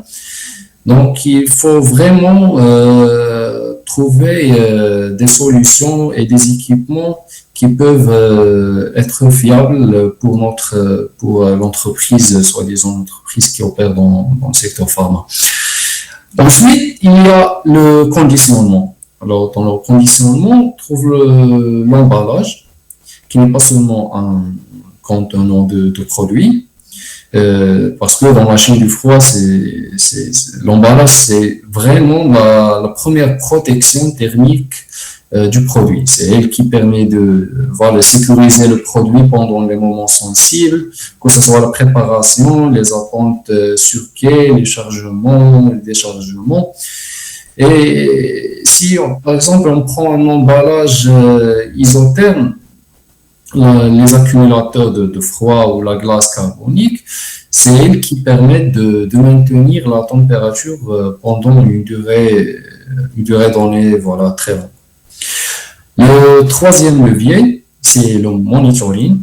Alors, aujourd'hui, on ne peut pas simplement supposer que la température a été respectée. Il faut vraiment la mesurer et l'enregistrer. On a des capteurs, des data loggers, des systèmes d'alerte. C'est ces outils-là qui permettent de détecter si on a une excursion de température et vraiment de réagir plus rapidement. Et aussi, ils permettent aussi de produire une preuve, ce qui est vraiment essentiel, surtout dans les environnements GXP, pour démontrer la conformité du produit. Mais ici, la technologie seule ne suffit pas. Il faut aussi des procédures qui sont claires. On a parlé de GXP, le Good and Practices. Alors, on doit avoir des procédures qui respectent les normes GXP et qui définissent comment on peut bien préparer, charger, transporter et même réagir en cas d'alerte. Et elles permettent aussi de réduire l'improvisation et donner les bons réflexes aux équipes.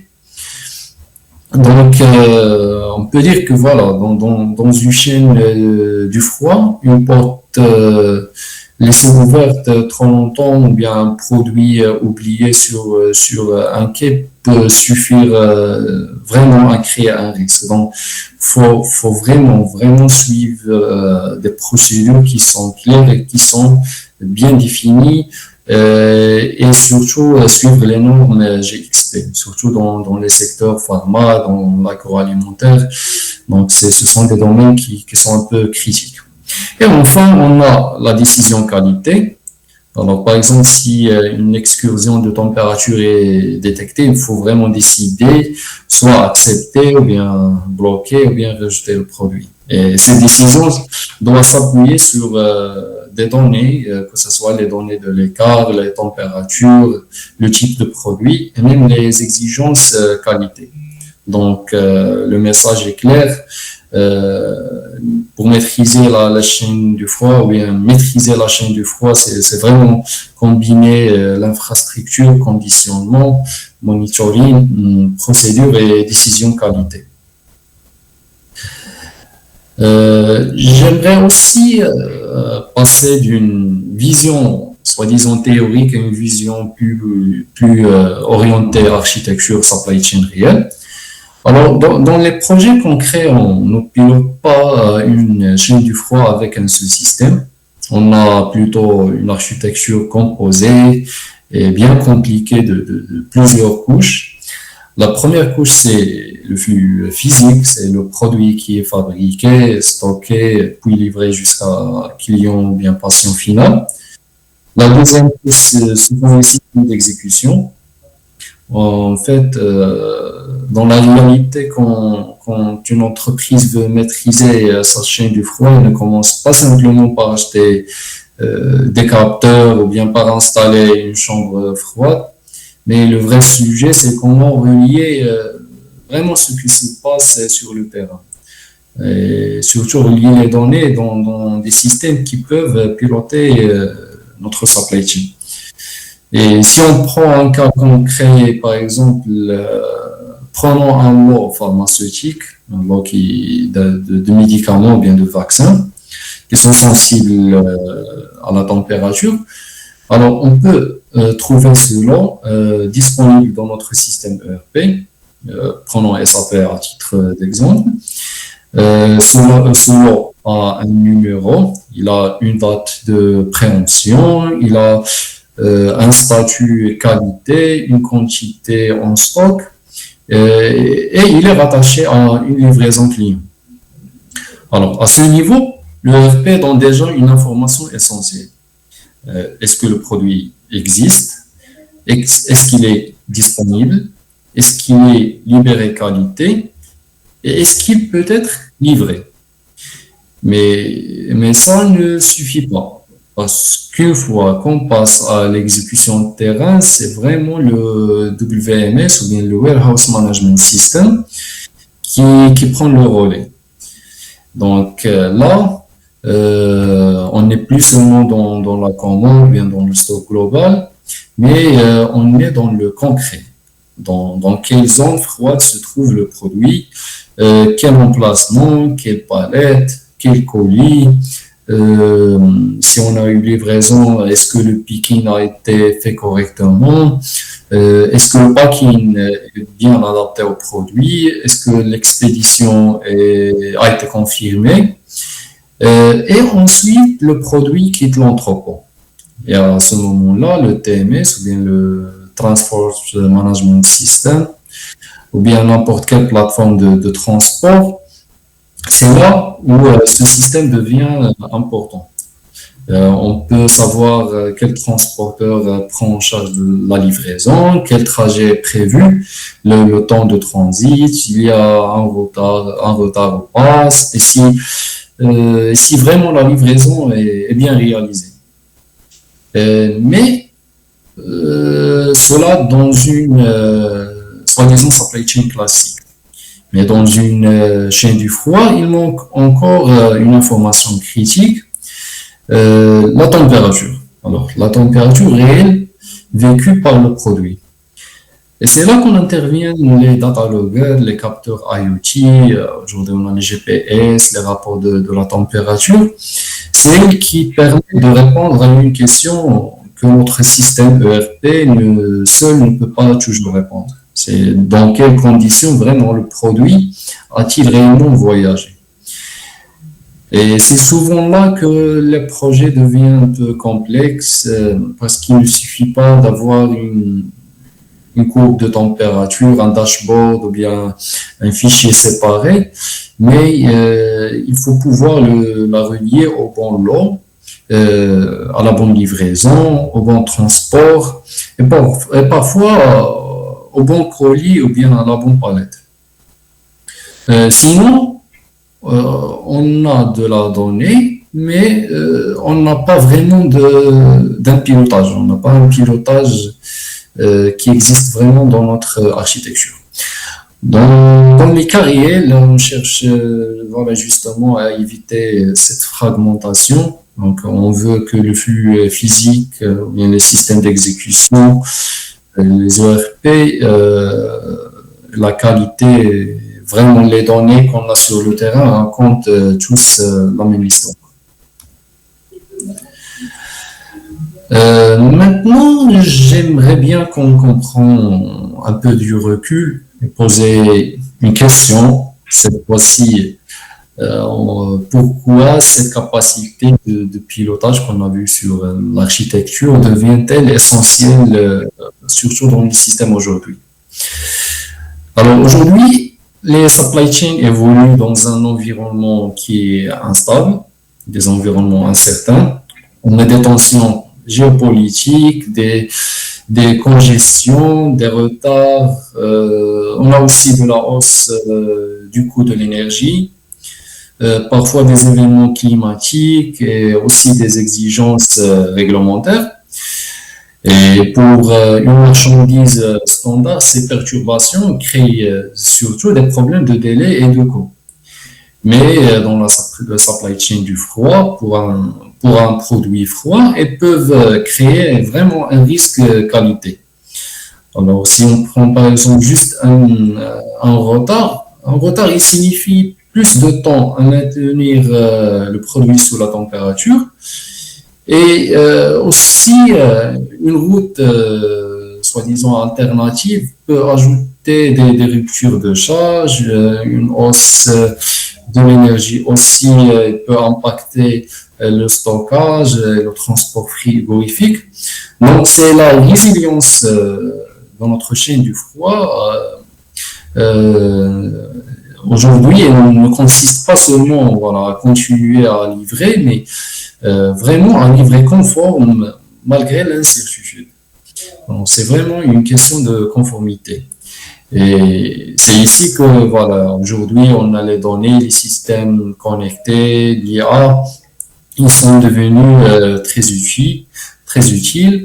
L'IA a pu nous aider à anticiper une excursion de température, à prévoir une panne d'équipement, identifier des routes alternatives à bas risque, prioriser certains lots sensibles, mais elle ne remplace pas les fondamentaux. Donc, elle s'appuie sur une chaîne déjà structurée, tracée et pilotée. Donc, vraiment, on doit déjà avoir une chaîne ou bien une architecture dans notre chaîne logistique qui est bien structurée et bien intégrée. Pour conclure, la supply chain froide vraiment illustre très bien l'évolution de la supply chain classique ou bien la supply chain moderne. On ne parle plus aujourd'hui seulement d'un approvisionnement, ou bien de produire, bien de stocker, transporter, ou bien même distribuer, mais on parle vraiment d'un flux sensible où vraiment chaque étape doit préserver la qualité du produit et maîtriser le risque. Et je peux dire que c'est cette combinaison qui rend la supply chain du froid vraiment exigeante parce qu'on se trouve face à des performances logistiques, à des risques qui doivent être bien maîtrisés et la vraie performance de la supply chain froide, c'est de garantir un produit conforme, traçable et maîtrisé de bout en bout, même dans un environnement incertain. Merci et n'hésitez pas à poser vos questions. Merci beaucoup. C'est Amin Annouche pour cette présentation très très claire. En fait, j'ai appris beaucoup de choses encore une fois. Donc voilà, si vous avez des questions, c'est maintenant.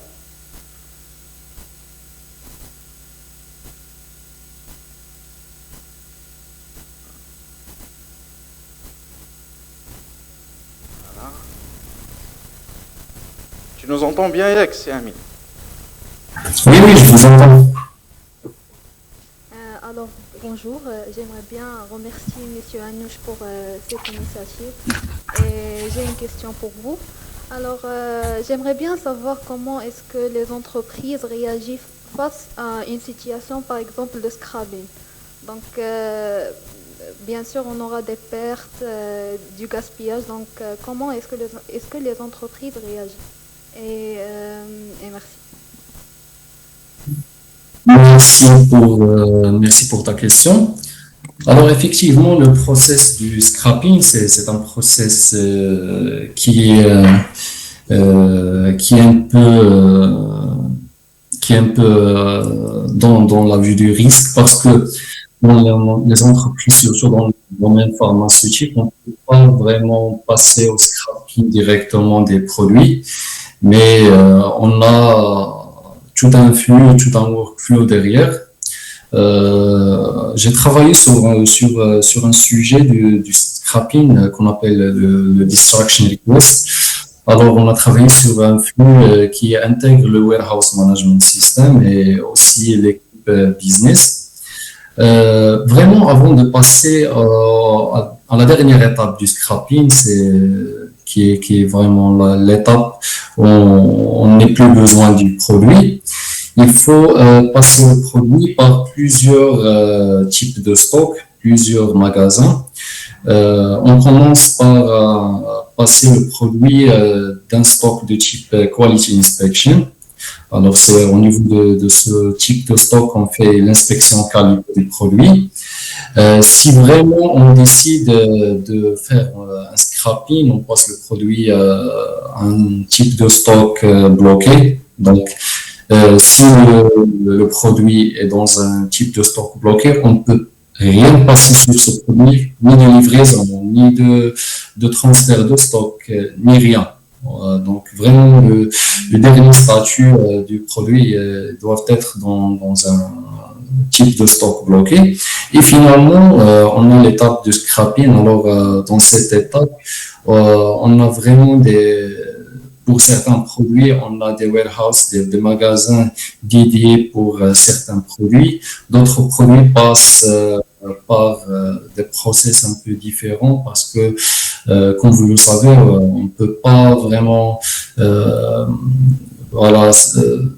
peut pas vraiment faire un scrapping du produit sans penser à notre terre. Donc, on a des exigences climatiques, on a des exigences réglementaires et aussi des exigences GXP, surtout dans les industries comme l'industrie pharmaceutique.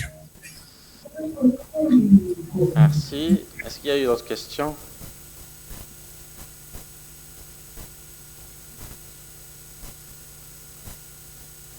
Alors moi j'ai une autre question concernant l'industrie pharmaceutique. La chaîne que vous avez montrée sur des slides.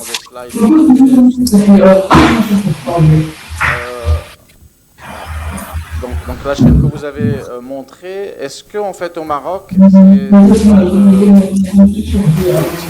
on entend un petit peu le bruit ici, moi. Oui, je vous entends mal. Voilà, maintenant tu nous entends? Oui, maintenant.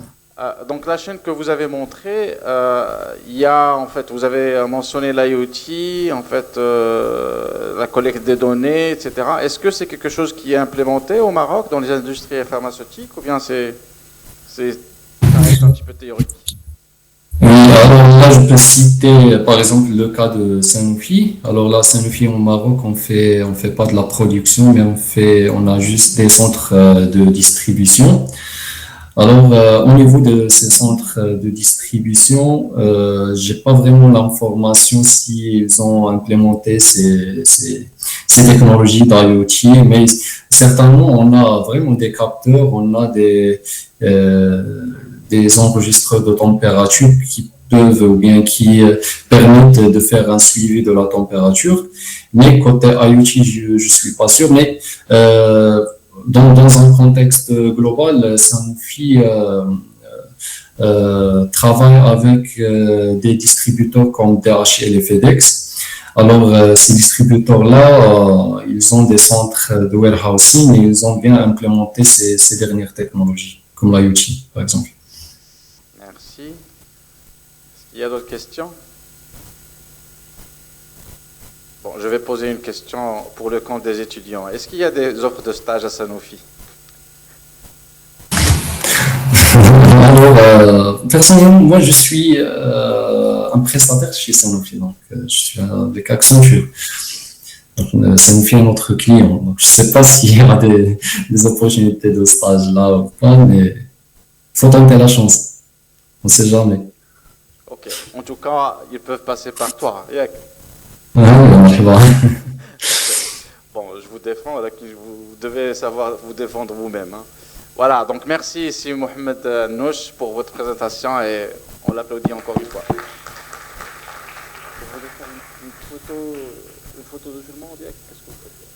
On va faire une photo d'ensemble pour un petit peu mémoriser ce moment-là. Et donc venez ici, Kemlin, on va faire une photo et on va clôturer. Merci, Merci, madame. Merci pour votre, Merci. pour votre présentation très précieuse. Merci infiniment de répondre oui à mon invitation. Merci.